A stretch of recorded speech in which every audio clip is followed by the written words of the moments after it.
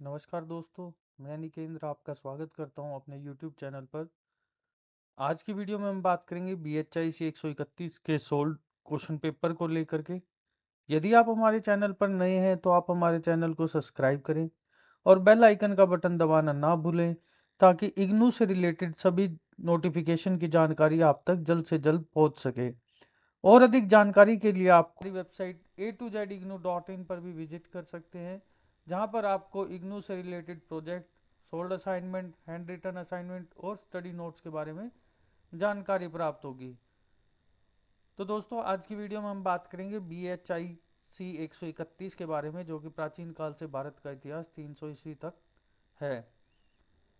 आज के हमारे जो वीडियो रहेगी, इसमें हमने बहुत ही मोस्ट सिलेक्टेड क्वेश्चंस के बारे में डिस्कस किया है, जिनके आने के चांसेस आपके एग्जाम में बहुत ही ज़्यादा रहेंगे। इस वीडियो के आपको 3 पार्ट देखने को मिलेंगे। इसमें हम आपसे 3 क्वेश्चन पेपर्स के बारे में डिस्कस करेंगे।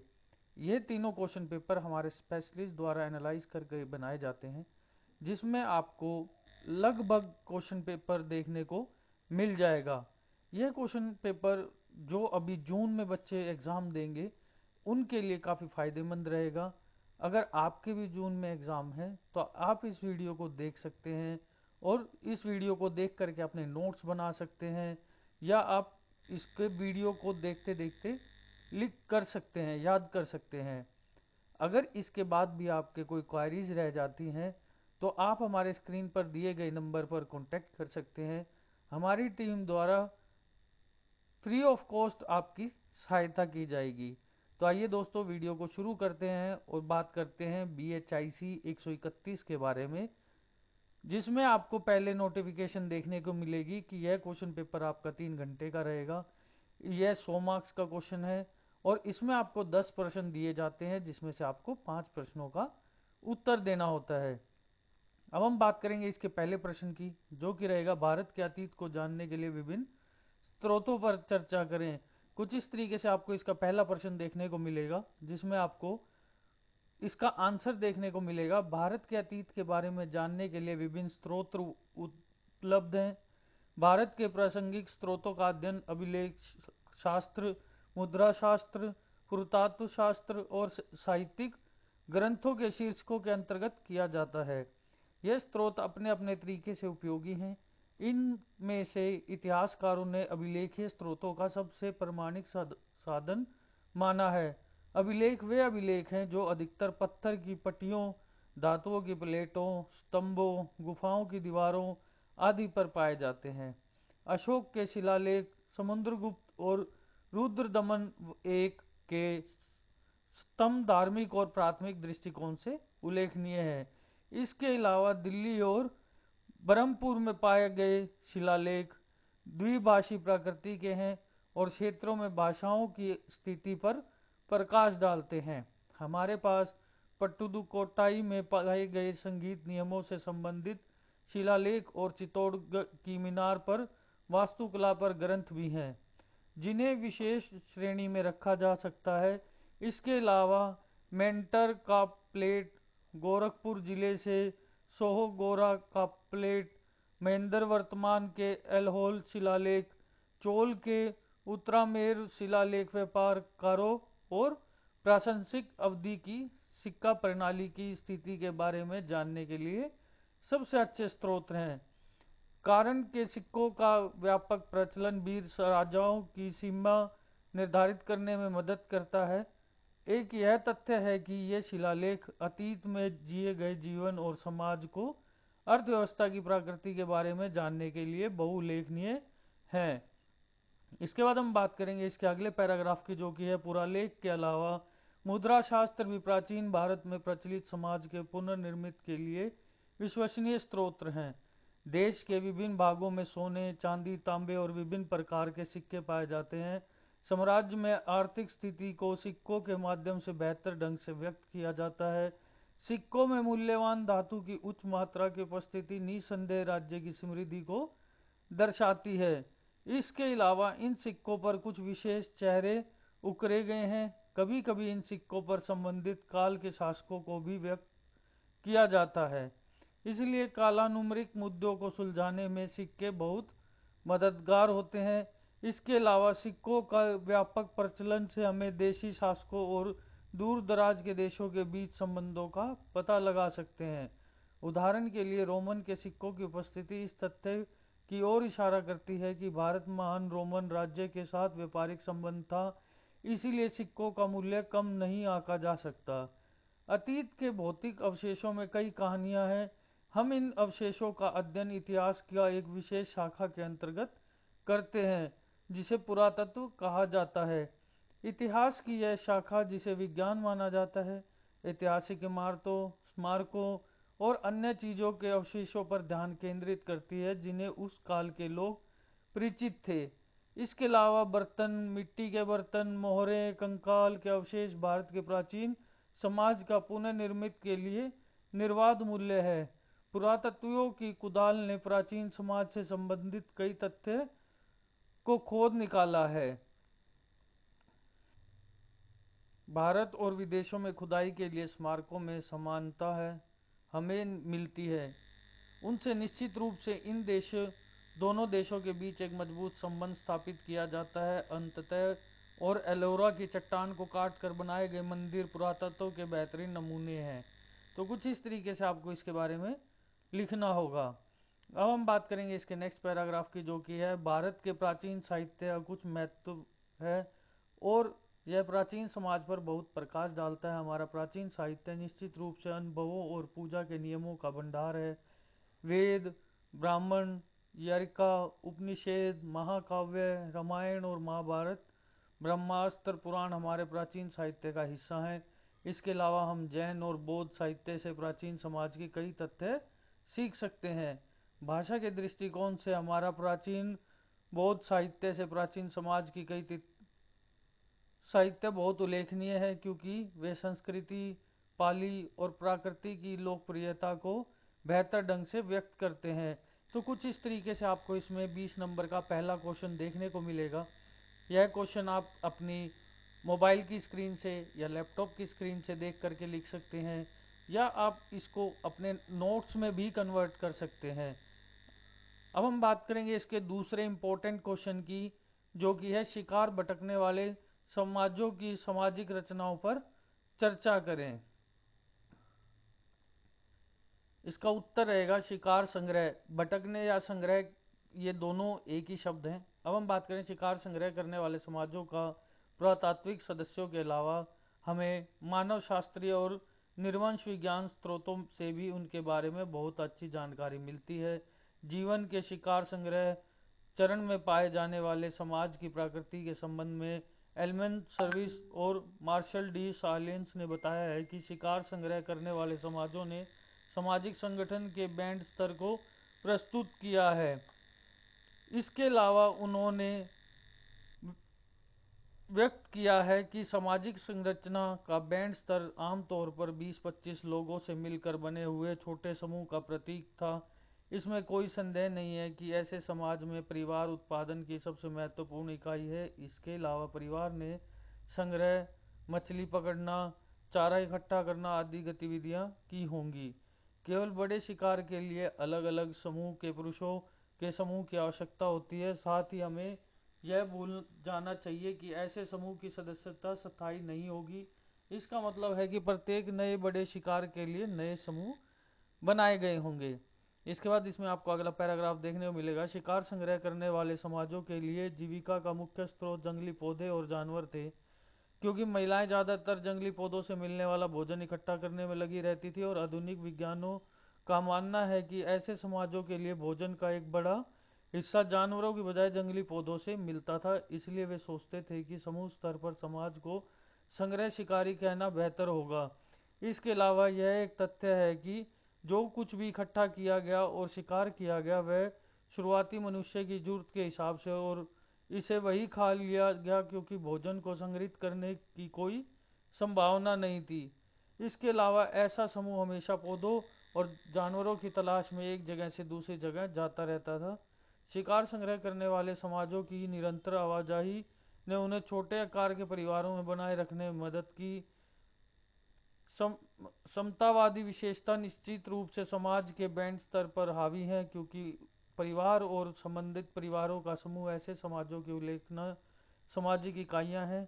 इसके अलावा ऐसे मामलों में हम किसी स्थायी और वंशानुगत नेतृत्व की उपस्थिति की उम्मीद नहीं कर सकते, लेकिन बड़े लोगों का नैतिक मुद्दों पर गहरा प्रभाव हो सकता है। ऐसा समाजों में रहने वाले लोगों के पास प्राकृतिक संसाधनों पर मौन समझ होती है। यदि इन संसाधनों से संबंधित कोई विवाद उत्पन्न होता है तो उसे बहुत ही अनोखे तरीके से सुलझाया जाता है। अक्सर लोगों का एक समूह उन पर अपना दावा छोड़ देता है। तो कुछ इस तरीके से आपको इसमें प्रश्न नंबर 2 देखने को मिलेगा, जैसा कि आप अपनी स्क्रीन पर देख पा रहे हैं। अब हम बात करेंगे इसके प्रश्न नंबर 3 की, जो कि है पुरातात्विक साक्ष्यों का उपयोग करके हम जनजातीय और राज्य समाजों के बीच अंतर कैसे कर सकते हैं। इसका आंसर आपको देखने को मिलेगा, प्रशासन के कुछ पहलुओं के आधार पर हम जनजातीय और राज्य समाजों के बीच अंतर कर सकते हैं। राज्य प्रणाली के विभिन्न चिन्ह समाज के विभिन्न पहलुओं से संबंधित हैं। वे अधिशेष और श्रम के नियंत्रण से संबंधित हैं। राज्य प्रणाली में हम प्रशासन, विनियम और उत्पादन जैसे विभिन्न उद्देश्यों के लिए बुनियादी ढांचे के प्रावधान पाते हैं। एक अच्छी तरह से विकसित राज्य प्रणाली में अधिशेष जुटाने को कर या किराया कहा जाता है, क्योंकि हालांकि सिंधु घाटी संस्कृति के मामले में हम इस संबंध में कुछ भी कहने के लिए पुरातात्विक रूप से सही नहीं है, लेकिन पुरातात्विकों ने मोहनजोदारो और हड़प्पा में बड़ी भंडारा सुविधा की व्यवस्था अन्न भंडारण के रूप में की है। तो कुछ इस तरीके से इसमें आपको इसका आंसर देखने को मिलेगा, जैसे कि आप अपनी स्क्रीन पर देख पा रहे हैं।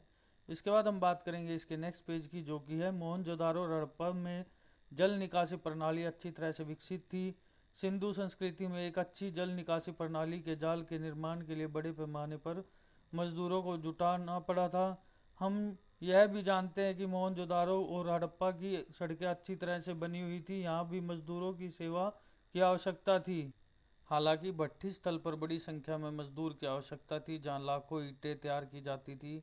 अधिशेष का उपयोग वहां फुटपाथ के रूप में किया जाता था। इसके अलावा अधिशेष लैंडिंग और अनलोडिंग के लिए उद्देश्यों के लिए भंडारण स्थलों पर भी मजदूरों की आवश्यकता होती थी। इसके अलावा सिंधु सभ्यता शिल्प विशेषज्ञों द्वारा किए गए शिल्प कार्यों के लिए प्रसिद्ध थे। आवश्यकता अनुसार नए शिल्प केंद्र भी स्थापित किए गए थे।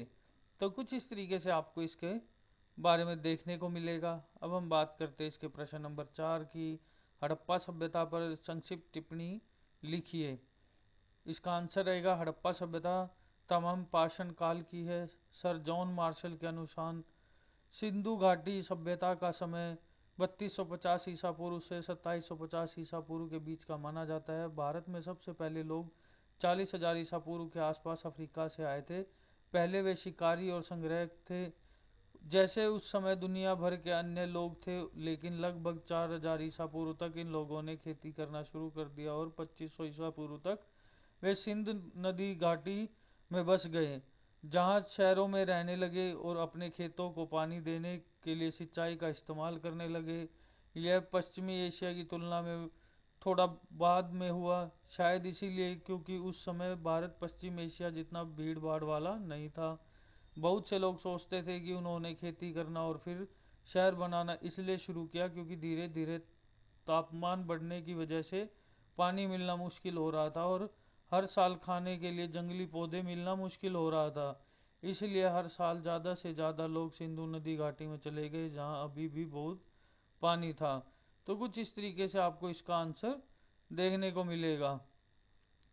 अब हम बात करेंगे इसके नेक्स्ट पेज की, जो कि है हम जिन दो मुख्य शहरों के बारे में जानते हुए है हड़प्पा और मोहनजोदारो, जो लगभग 400 किलोमीटर दूर हैं। अब दोनों आधुनिक पाकिस्तान में हैं। इन शहरों के लोग 2 और 3 मंजिल ऊंचे पत्थर के घरों में रहते थे और उनके पास सीवरेज सिस्टम थे। वे कांसे के औजारों का इस्तेमाल करते थे। उन्होंने शायद सुमेरियों में कांसा बनाना सीखा होगा। हड़प्पा के लोग मिस्त्रियों की तरह चित्रलिपि पर आधारित लेखन की शुरुआती रूप में इस्तेमाल करते थे, लेकिन हम इसे पढ़ नहीं सकते क्योंकि इसका बहुत ज़्यादा हिस्सा बचा ही नहीं है। इसके बाद हम बात करेंगे इसके नेक्स्ट पैराग्राफ की है, जो कि है पीपल के पेड़ का इस्तेमाल धार्मिक प्रतीक के रूप में किया जाता था। वे पशुपति और मातृ देवी की पूजा करते थे। मातृ देवी उर्वरता का प्रतिनिधित्व करती थी। अवशेषों में कोई मंदिर संरचना नहीं है। सिंधु लोग मृत्यु के बाद जीवन में विश्वास करते थे। वे अपने मृतकों को भोजन और आभूषणों के साथ बड़ी मिट्टी के बर्तनों में दफनाते थे। उनके द्वारा अपने दैनिक जीवन में उपयोग की जाने वाली वस्तुएं भी उन बर्तनों में रखी जाती थी। तो कुछ इस तरीके से आपको इसका यह आंसर देखने को मिलेगा, जो कि प्रश्न नंबर 4 का रहेगा। अब हम बात करेंगे इसके प्रश्न नंबर 5 की, जो कि है वैदिक ग्रंथों के अनुष्ठानों की भूमिका पर चर्चा कीजिए। इसका आंसर आपको देखने को मिलेगा, वैदिक समाज में अनुष्ठानों की भूमिका सामाजिक महत्व से बहुत ही निकटता से जुड़ी हुई है। अनुष्ठानों को दो व्यापक वर्गों में विभाजित किया गया है। वे हैं मंत्र और मंत्रों से संबंधित प्रासंगिक व्याख्याएं। मंत्रों को प्रार्थना के रूप में व्यक्त किया जाता है और केवल कुछ ही लोग उन महारत हासिल कर पाते हैं। आमतौर पर पुजारियों को अनुष्ठान विशेषज्ञ बनाने के लिए सक्षम माना जाता है। कुछ मामलों में बलिदान के संरक्षण की अनुष्ठान प्रदर्शन की कला से परिचित होते थे। इसीलिए सामाजिक अंतर इन अनुष्ठानों के मूल में नहीं निहित, साथ ही मंत्र उनकी आशाओं आकांक्षाओं का प्रतीक है जो उनका अभ्यास करते हैं। कुछ प्रार्थनाएं ऐसी होती हैं जो वास्तव में अमूर्त होती हैं, लेकिन कुछ प्रार्थनाएं भौतिक लाभ प्राप्त करने के उद्देश्य से होती हैं। ये मवेशी पशु प्राप्त करना, युद्ध जीतना, संतान प्राप्त करना आदि हो सकते हैं। ऋग्वेद में ऐसी प्रार्थनाओं के कुछ संदर्भ हैं जहाँ सामूहिक लक्ष्य की कामना की जाती है। हालांकि बाद में वैदिक काल में इन प्रार्थनाओं की प्रकृति में भारी बदलाव आया, क्योंकि वे अधिक व्यक्तिगत हो गई थी। उस काल में संरक्षक से इन अनुष्ठानों से लाभ प्राप्त करने की अपेक्षा की जाती थी। अधिकतर अनुष्ठानों में सार्वजनिक प्रदर्शन के उपयुक्त अवसर प्रस्तुत करते थे। इन्हें इस तरह माना जाता था कि ऐसा अवसर था कि जहां भगवान और मनुष्य को एक दूसरे के साथ घुलने मिलने का मौका मिलता था। इसलिए अनुष्ठान समाज पर अन्य संचार साधनों की तुलना में अधिक प्रभाव डालते हैं। इसके अलावा ये अवसर सामाजिक संबंधों को वैध बनाने के सफल साधन थे। अनुष्ठानों ने पुरुषों और महिलाओं को उत्तर वैदिक काल में एक विशिष्ट पहचान हासिल करने का अवसर दिया। हम जानते हैं कि ब्राह्मणों ने अनुष्ठान प्रदर्शनों पर अपना एक अधिकार स्थापित कर लिया। लोगों ने अन्य सामाजिक संदर्भों में भी अधिकार का दावा करने का लिए उनका इस्तेमाल किया। हम धर्म सूत्रों से सीखते हैं कि ब्राह्मणों को करों के साथ साथ मृत्यु दंड से भी छूट होती थी। पर्याप्त संशोधन के अभाव से इस तरह के ऐतिहासिक तथ्यों को स्वीकार करना कठिन है, लेकिन उत्तर वैदिक समाज में ब्राह्मणों को अधिकतम स्वतंत्रता प्राप्त थी। इसके बाद हम बात करेंगे इसके नेक्स्ट पैराग्राफ की, जो कि है गृह सूत्र उत्तर वैदिक काल में संकलित किए गए। और इस पाठ ने ब्राह्मणों को घरेलू अनुष्ठानों की पूरी श्रृंखला को ब्राह्मणवादी परंपरा के गहरे प्रभाव में लाने में मदद की। अधिकांश अनुष्ठानों को आम गृहस्थों द्वारा पालन किए जाने के लिए संशोधित किया गया था। इस तरह उत्तर वैदिक काल में अनुष्ठानों का व्यापक अनुप्रयोग हुआ। इसके अलावा कुछ अनुष्ठान केवल ब्राह्मणों की उपस्थिति के लिए अपनी कल्पना की गई थी, इसलिए वर्ण और लिंग पदानुक्रम विचारों के भीतर स्थापित करने की कोशिश की गई। इसके बाद इसमें आपको नेक्स्ट पैराग्राफ देखने को मिलता है, जो कि अनुष्ठानों का प्रदर्शन सार्वजनिक रूप से अपनी स्थिति की घोषणा करने का अवसर प्रदान करता था। अक्सर यजमान अपने बलिदानों के संरक्षक, महत्वाकांक्षी प्रमुख, राजा या गणपति और घर के मुखिया होते थे। कुछ मामलों में संरक्षक अपने 3 वर्णों के रैंक से संबंधित कोई भी व्यक्ति होता था। निसंदेह ऐसे लोगों के पास संसाधनों तक पहुंच थी। वे अपेक्षित बलिदान शुल्क का भुगतान करते थे और उन लोगों को अत्यधिक प्रदान करने की स्थिति में थे। इसमें इन अनुष्ठानों में भाग लेने की अपेक्षा की जाती है। कुल मिलाकर ये वर्ण की स्थिति को बढ़ाने के अवसर थे। तो कुछ इस तरीके से इसमें आपको क्वेश्चन नंबर 5 देखने को मिलेगा। यह सैंपल पेपर 1 का पहला पार्ट हम आपके साथ शेयर कर रहे हैं। इसका अगला पार्ट देखने के लिए आप हमारे साथ वीडियो में जुड़े रहें, जिसमें हम बात करेंगे छठे प्रश्न को लेकर के। तो दोस्तों, अगर आपको वीडियो अच्छी लगी हो तो हमारे चैनल को सब्सक्राइब करें और बेल आइकन का बटन दबाना ना भूलें।